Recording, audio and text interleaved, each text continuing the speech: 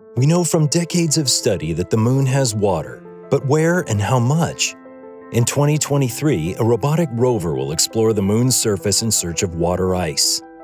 NASA's Viper moon rover will perform the first resource mapping mission on another world, using advanced instruments and tools to determine the location and concentration of water on the moon. To send Viper to the moon, we're leveraging industry as part of our commercial lunar payload services program, a program designed to send science instruments and technology payloads to the surface of the moon. Viper represents a very different development paradigm. We are developing each instrument for launch on Eclipse ahead of Viper, totally flipping on its head how we normally do this. This is truly creative. An industry partner will launch Viper to the moon's south pole. This is a place where no human or rover has ever been before. The rover's survey will provide scientists with the most detailed view of the moon's water to date and point to spots where water could be harvested by future astronauts.